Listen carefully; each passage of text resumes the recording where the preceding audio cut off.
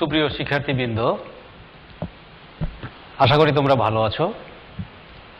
আমি দ্বিতীয় বর্ষের চতুর্থ অধ্যায়ের একটি ক্লাস তোমাদের আজকে নেব। তোমরা ইতিমধ্যেই আলোচনার মাধ্যমে জেনেছ যে পাকিস্তান সৃষ্টি হওয়ার পর কিভাবে পূর্ব পাকিস্তান এবং পশ্চিম পাকিস্তানের মধ্যে বৈষম্যের সৃষ্টি হয়েছিল। তারই পরিপ্রেক্ষিতে যে সবচেয়ে বড় একটা রাজনৈতিক পরিবর্তন বা যে একটা ঐতিহাসিক যে পদক্ষেপ পূর্ব পাকিস্তানের পক্ষ থেকে, আমরা সেটি নিয়ে আলোচনা করব। তো শিক্ষার্থীবৃন্দ, তোমাদের আজকের পাঠে আমি সবাইকে স্বাগত জানাচ্ছি। সবাইকে স্বাগতম। তোমরা নিশ্চয়ই আমার কথা শুনে বুঝতে পেরেছ যে সেই বৈষম্যের আলোকে যে জিনিসটি পূর্ব পাকিস্তানের পক্ষ থেকে এসেছিল সেটি হলো 1966 সালের 6 দফা, যাকে আমরা বলি ঐতিহাসিক 6 দফা। পূর্ব বাংলার জনগণের প্রতি পাকিস্তান রাষ্ট্রের চরম বৈষম্যমূলক আচরণ ও অবহেলার বিরুদ্ধে দীর্ঘ আন্দোলন সংগ্রাম সুস্পষ্ট রূপ লাভ করে 6 দফার স্বায়ত্তশাসনের দাবি নামায়।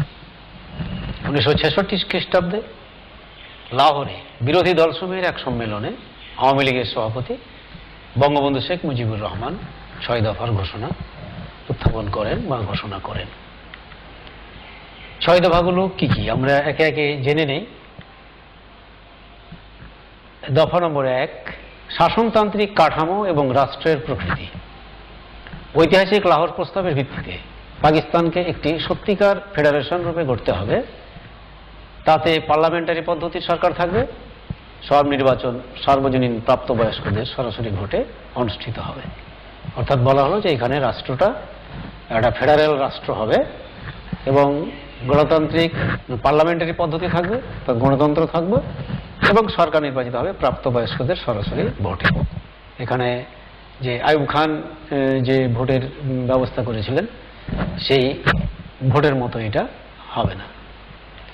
2, কেন্দ্রীয় সরকারের ক্ষমতা। দেশরক্ষা এবং পররাষ্ট্র সংক্রান্ত বিষয়সমূহের ক্ষমতা কেন্দ্রীয় সরকারের হাতে থাকবে। এছাড়া অন্য সব বিষয়ে স্টেট সমূহের অর্থাৎ প্রদেশের হাতেই থাকবে পূর্ণ ক্ষমতা। 3, মুদ্রা ও অর্থ ব্যবস্থা। পূর্ব ও পশ্চিম পাকিস্তানের জন্য দুটি পৃথক অথচ সহজে বিনিময়যোগ্য মুদ্রা চালু থাকবে, অথবা এমন একটি মুদ্রা থাকলে দুটি পৃথক রিজার্ভ ব্যাংক থাকবে। তবে সংবিধানে এমন ব্যবস্থা চালু রাখতে হবে যাতে এক অঞ্চলের মুদ্রা অন্য অঞ্চলে পাচার হতে না পারে। 4, রাজস্ব ও শুল্ক বিষয়ক। সকল প্রকার কর ও শুল্ক ধার্য এবং তা আদায়ের ক্ষমতা থাকবে প্রাদেশিক সরকারের হাতে। আদায়কৃত রাজস্বের নির্ধারিত অংশ ফেডারেল তহবিলে জমা হবে। দফা নম্বর 5, আন্তর্জাতিক মুদ্রা ও বাণিজ্য বিষয়ক। বৈদেশিক মুদ্রার উপর অঙ্গরাজ্যগুলোর পূর্ণ নিয়ন্ত্রণ থাকবে। বৈদেশিক বাণিজ্য ও সাহায্য সম্পর্কে অঙ্গরাজ্যের সরকারগুলো আলাপ আলোচনা ও চুক্তি করতে পারবে। দফা 6, প্রতিরক্ষা বিষয়ক আঞ্চলিক সংহতি ও জাতীয় নিরাপত্তা রক্ষার কার্যকর ব্যবস্থা হিসেবে অঙ্গরাজ্যগুলো আধা সামরিক বাহিনী রাখতে পারবে। আমরা এখানে এই দুটি দফার যদি একটু ব্যাখ্যা করে তোমাদের পূর্বের কথাগুলো মনে করিয়ে নেই। তোমরা নিশ্চয়ই শুনে থাকবে, ইতিপূর্বে বৈষম্যের মধ্যে আমরা বলেছি যে পূর্ব পাকিস্তান বৈদেশিক মুদ্রার, পাকিস্তান রাষ্ট্রের বৈদেশিক মুদ্রার বেশিরভাগ অর্জন করত পূর্ব পাকিস্তান। তোমরা জানো যে পাট সোনালী আঁশ হিসেবে খ্যাত, এটা থেকে আমাদের প্রচুর বৈদেশিক মুদ্রা আসতো, চা থেকে বৈদেশিক মুদ্রা আসতো। অথচ আমরা যে বৈদেশিক সাহায্যগুলো পাকিস্তান সরকার যে পেত সেখান থেকে আমরা পূর্ব পাকিস্তানের জন্য কিন্তু বেশি পেতাম না। বৈদেশিক সাহায্যগুলো, বৈদেশিক বাণিজ্যগুলো হতো, সাহায্যগুলো কারা পেত? পশ্চিম পাকিস্তান। তাহলে আমরা বৈদেশিক মুদ্রা অর্জন করি বেশি কিন্তু পাই কম। এই জিনিসটির ব্যাপারে এখানে গুরুত্ব দেওয়া হয়েছে যে বৈদেশিক মুদ্রার উপর অঙ্গরাজ্যগুলোর পূর্ণ নিয়ন্ত্রণ থাকবে। আমাদের বৈদেশিক মুদ্রা বেশি আমরা অর্জন করব অথবা আমরা বৈদেশিক সাহায্য বেশি পাবো, সেটা আমরা দেশের জন্য কাজে লাগাবো। আমরা 6 নম্বর যদি আসি, যে প্রতিরক্ষা বিষয়ক। যে আঞ্চলিক সংহতি ও জাতীয় নিরাপত্তা রক্ষার কার্যকর ব্যবস্থা হিসেবে অঙ্গরাজ্যগুলো আধা সামরিক বাহিনী বা মিলিশিয়া বাহিনী রাখতে পারে। তোমরা জেনে থাকবে যে 1965 সালে পাক ভারত যুদ্ধ হয়েছিল। সেই 1965 সালে সেপ্টেম্বর মাসে যে 17 দিন ব্যাপী যে পাক ভারত যুদ্ধ, সেই যুদ্ধতে প্রমাণ করে দিয়েছিল যে পূর্ব পাকিস্তানের প্রতিরক্ষা ব্যবস্থা কতটা নাজুক বা দুর্বল। সেই পরিপ্রেক্ষিতে পূর্ব পাকিস্তানের পক্ষ থেকে দাবি করা হয়েছে যে এই অঞ্চলকে শক্তিশালী করতে হলে, প্রতিরক্ষার ব্যাপারে আরো সুদৃঢ় রক্ষাবহ তৈরি করতে হলে কি করতে হবে, অবশ্যই এই পূর্ব পাকিস্তানকে আধা সামরিক বাহিনী বা মিলিশিয়া বাহিনী আলাদাভাবে রাখতে দিতে হবে বা রাখার সুযোগ দিতে হবে। তো যখন এইসব দফাগুলো বা আমরা মুদ্রার ব্যাপারে দেখলাম যে মুদ্রা যদি পাচার না হয়, এবং সেই জন্য বলা হলো যে প্রয়োজনে দুরকম মুদ্রাই হোক, আর যদি একই মুদ্রা থাকে তাহলে আমাদের এমন ব্যবস্থা রাখতে হবে যেন মুদ্রা পাচার না হয়।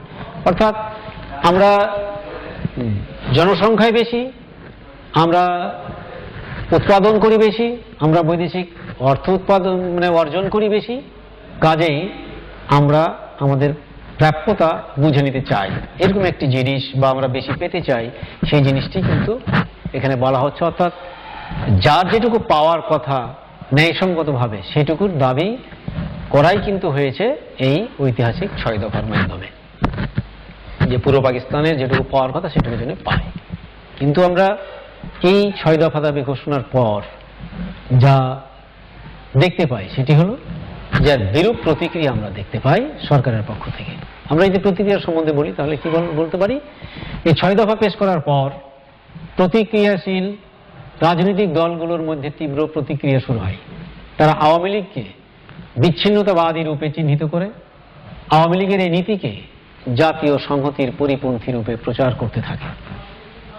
সরকার 6 দফা প্রত্যাখ্যান করে শেখ মুজিব ও অন্যান্য নেতাকর্মীর বিরুদ্ধে একাধিক মামলা দায়ের করে এবং তাদের গ্রেপ্তার করে।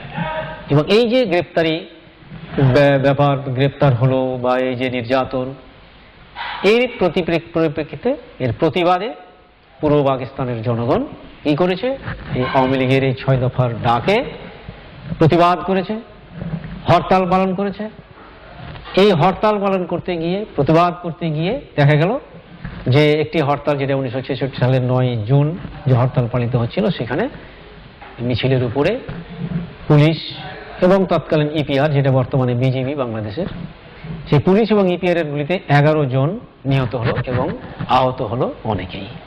তাহলে সরকারি প্রতিক্রিয়া আমরা দেখতেই পাচ্ছি যে দমনমূলক প্রতিক্রিয়া। তাহলে আমরা দেখতে পাচ্ছি যে আওয়ামী লীগের নেতৃবৃন্দ আমরা যেখানে এদেশের মানুষের জন্য, কল্যাণের জন্য, ন্যায়সঙ্গত দাবি আদায়ের জন্য 6 দফা ঘোষণা করেছে, সেখানে সরকার তথা পশ্চিম পাকিস্তানের স্বার্থ দেখভাল করার সরকার এই 6 দফা দাবির তীব্র প্রতিবাদ এবং সর্বোপরি একে দমন করার জন্য নিপীড়ন উৎপীড়নের পথ বেছে নিয়েছে। শিক্ষার্থীবৃন্দ, আমরা এই যে 6 দফা দাবি যেটি করা হয়েছিল আওয়ামী লীগের পক্ষ থেকে, বঙ্গবন্ধু শেখ মুজিবুর রহমান করেছিলেন, তার পরিপ্রেক্ষিতে যে প্রতিক্রিয়া, সেখানে অনেকেই নিহত হলেন, আহত হলেন। তো আসলে আমরা এই 6 দফা দাবির গুরুত্ব হিসেবে কি বলবো, মূল্যায়নটা কেমন হতে পারে? 6 দফা ছিল বাঙালির মুক্তির মহাসনদ, যেটি আমরা এক বাক্যে বলতে পারি। এখন আমরা যদি আলোচনায় আসি তাহলে বলতে হয় যে বৈষম্যের প্রতিবাদ। পূর্ব পাকিস্তান এবং পশ্চিম পাকিস্তান দুটি অংশ নিয়েই গঠিত হয়েছিল পাকিস্তান 1947 সালে। এই দুটি অংশের অধিবাসীরা মুসলমান এবং সেই ধর্মের উপর ভিত্তি করেই কিন্তু আমরা 1500 মাইল দূরে অবস্থান করার পরেও একটি রাষ্ট্র গঠন করেছিলাম।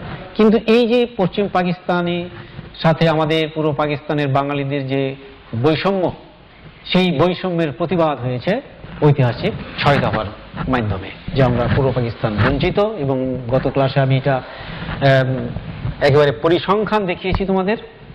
তো সেইটারই একটা দাবি এসেছে 6 দফার মধ্য দিয়ে, তার একটা চূড়ান্ত প্রতিক্রিয়া। স্বাবলম্বী হওয়ার আকাঙ্ক্ষা আমরা দেখতে পাই যে 1940 সালে লাহোর প্রস্তাব হয়েছিল এবং সেই দিক থেকে পূর্ব পাকিস্তান একটি রাষ্ট্রের অংশ না হয়ে স্বায়ত্তশাসিত একটি অঞ্চল হিসেবে তাদের যে দাবি দেওয়া, বা তাদের যে ক্ষমতা ব্যবহার করার বা অর্জনের যে একটা ব্যাপার ছিল, সেই জিনিসটি আমরা দেখতে পাই যে পাকিস্তান সৃষ্টি হওয়ার পর পুরোপুরি ব্যর্থ হয়ে গেছে। আর সেই পরিপ্রেক্ষিতেই এখন দেখা যায় যে 6 দফার মাধ্যমে আমরা চাই যে এই অঞ্চলটা বিভিন্ন দিক থেকে স্বাবলম্বী হোক, অর্থনৈতিক দিক থেকে, রাজনৈতিক দিক থেকে, এমনকি আমাদের যে আমরা বলেছি যে রাষ্ট্রীয়ভাবে যে ক্ষমতা, সেই ক্ষমতার দিক থেকে আমরা স্বাবলম্বী হতে চাই। তৃতীয় গুরুত্ব হিসেবে আমরা বলতে পারি যে আওয়ামী লীগের জনপ্রিয়তা বৃদ্ধি। আওয়ামী লীগ 1949 সালে আওয়ামী মুসলিম লীগ নামে প্রতিষ্ঠিত হয়, যেটি 56 সালে গিয়ে আওয়ামী লীগ নাম ধারণ করে। এই দলটি মুসলিম লীগের চেয়ে অনেক বেশি জনপ্রিয়তা অর্জন করলো 66 সালের 6 দফার মাধ্যমে। তোমরা জানো যে 54 সালের যুক্তফ্রন্ট নির্বাচনে কিন্তু আমরা বুঝে গেছি যে মুসলিম লীগ থেকে কত এগিয়ে আছে আওয়ামী লীগ। তারপরেও আমরা 66 সালের 6 দফার মাধ্যমে আর এক ধাপ এগিয়ে গেলাম, বা আওয়ামী লীগ এগিয়ে গেল, জনপ্রিয়তা অর্জন করল। স্বায়ত্তশাসনের দাবি, যেটা একটু আগে বলছিলাম যে কি ফজলুল হকের সেই স্বায়ত্তশাসনের দাবি যেটা উপেক্ষিত হয়েছিল, 66 সালের 6 দফার মাধ্যমে এই দাবিটাকে আরো জোরদার করা হলো। স্বায়ত্তশাসনের কথা আরো বড় করে দেখা দিল সামনে। এবং তোমরা জানো যে 54 সালের যে যুক্তফ্রন্ট নির্বাচন, সেখানেও কিন্তু যুক্তফ্রন্টের পক্ষ থেকে বলা হয়েছিল স্বায়ত্তশাসনের কথা। তো সেই দাবির দিকেই অগ্রসর হচ্ছে 66 6 দফা ঘোষণার মাধ্যমে। বাঙালি জাতীয়তাবাদের বিকাশ। আসলে মুসলমানদের জন্য একটি রাষ্ট্র নয়, বাঙালিদের জন্য একটি আলাদা রাষ্ট্রের যে দরকার, সেটি বাঙালিরা অনুভব করেছেন 47 থেকে আস্তে আস্তে আস্তে আস্তে 66 সাল পর্যন্ত। এবং 66তে এসে 6 দফার মাধ্যমে বোঝানো হয়েছে যে আসলে বাঙালিরা তাদের অধিকার সম্পর্কে আগের চেয়ে অনেক সচেতন, এবং তারা তাদের দাবি আদায়ে যে কোনো সিদ্ধান্ত গ্রহণ করতে পারে। কাজেই বাঙালি জাতীয়তাবাদের যে বিকাশ, সেটি 66 6 দফার একটি গুরুত্ব হিসেবে আমরা দেখতে পাই। বাঙালির মুক্তির সনদ, আমরা যেটা প্রথমেই বলেছিলাম যে আসলে এটা মুক্তির মহাসনদ। তো আসলে বাঙালি জাতি যদি 6 দফা পুরোপুরি বাস্তবায়িত হয়, তাহলে অবশ্যই মুক্তি লাভ করবে, তারা অনেকটা এগিয়ে যাবে, এটা নিঃসন্দেহে। আর সেই কারণেই তো এই 6 দফার ঘোষণার পরে সরকারের প্রতিক্রিয়াটা বিরূপ হয়েছিল। তো বাঙালির মুক্তির সনদ হিসেবে আমরা 66 6 দফাকে উল্লেখ করতে পারি। আমরা শেষত বলতে পারি যে 66 6 দফার মধ্যে বা পুরো পাকিস্তানের তথা বাংলাদেশের স্বাধীনতার বীজ, আন্দোলনের বীজ, এটা আমরা দেখব যে নিহিত ছিল। এই 66 6 দফাকে ভিত্তি করেই পরবর্তী যে রাজনৈতিক যে অবস্থা, সেই আগরতলা ষড়যন্ত্র মামলা, 69 গণ অভ্যুত্থান, 70 নির্বাচন, এবং শেষে গিয়ে যে 71 সালে বাংলার স্বাধীন সার্বভৌম বাংলাদেশে রূপ নেওয়া। তো এই জিনিসগুলো আমরা দেখতে পাই যে 1966 সালের ঐতিহাসিক 6 দফার মাধ্যমেই কিন্তু মানুষের মধ্যে সঞ্চারিত হয়েছিল। কাজে শিক্ষার্থীবৃন্দ, আমরা 6 দফার গুরুত্বের কথা আবার একটু স্মরণ করে নেই। বৈষম্যের প্রতিবাদ, স্বাবলম্বী হওয়ার আকাঙ্ক্ষা, আওয়ামী লীগের জনপ্রিয়তা বৃদ্ধি, স্বায়ত্তশাসনের দাবি, বাঙালি জাতীয়তাবাদের বিকাশ, বাঙালির মুক্তির সনদ, স্বাধীনতা আন্দোলনের বীজ। এভাবে আমরা 66 6 দফাকে, 6 দফার গুরুত্বকে আমরা আলোচনা করতে পারি। শিক্ষার্থীবৃন্দ, আজকের আলোচনায় আমরা জানতে পারলাম যে 1947 সালে পাকিস্তান সৃষ্টি হওয়ার পর পূর্ব পাকিস্তান এবং পশ্চিম পাকিস্তানের মধ্যে চরম বৈষম্য দেখা দিয়েছিল, এবং সেই বৈষম্য দূর করার জন্য তথা বাঙালির স্বাধিকারের জন্য, বাঙালির স্বায়ত্ত শাসনের জন্য, পূর্ব পাকিস্তানের স্বায়ত্ত শাসনের জন্য 1966 সালে 6 দফা ঘোষণা করা হয়েছিল আওয়ামী লীগের পক্ষ থেকে। এবং এটি যেমন এদেশের মানুষের কাছে গ্রহণযোগ্যতা পেয়েছিল, একইভাবে ভয়ে সংশয়ে সরকার এই আন্দোলনকারীদের বিরুদ্ধে উৎপীড়ন নিপীড়ন চালিয়েছিল। তবে কোনো সময় বাঙালিকে দাবিয়ে রাখা সম্ভব হয়নি। যাই হোক, আমরা তারই পরিণতি 1971 সালে স্বাধীন সার্বভৌম বাংলাদেশের দেখা পাওয়ার মাধ্যমে উপলব্ধি করি। শিক্ষার্থীবৃন্দ, আজকে তোমাদের এই আলোচনা থেকে বাড়ির কাজ হিসাবে ঐতিহাসিক 6 দফার গুরুত্ব আলোচনা করো। অর্থাৎ আমাদের ঐতিহাসিক 66-র 6 দফার গুরুত্ব কি সেটি তোমাদের শিখতে হবে এবং বাড়ির কাজ হিসেবে খাতায় লিখতে হবে। তো আজকে আগামী দিনের পাঠ হিসাবে তোমাদের আগরতলা ষড়যন্ত্র মামলা এবং 69 গণ অভ্যুত্থান সংশ্লিষ্ট এসে যাই আগরতলা ষড়যন্ত্র মামলার সাথে। তো সেই আগরতলা ষড়যন্ত্র মামলা নিয়ে আমরা আগামী ক্লাসে আলোচনা করব। তো শিক্ষার্থীবৃন্দ, তোমাদের আজকের পাঠ আমি এখানে শেষ করছি। তোমরা এগুলো ভালোভাবে নিশ্চয়ই উপলব্ধি করতে পেরেছো এবং পাঠ্য বইয়ের সাথে মিলিয়ে পড়লে অবশ্যই তোমরা খুব সহজে এটা আয়ত্ত করতে পারবে। তো তোমাদের আমি আজকে আমার ক্লাসে অংশগ্রহণ করার জন্য সবাইকে ধন্যবাদ জানাচ্ছি এবং আজকের ক্লাস এখানেই শেষ করছি। আল্লাহ হাফিজ।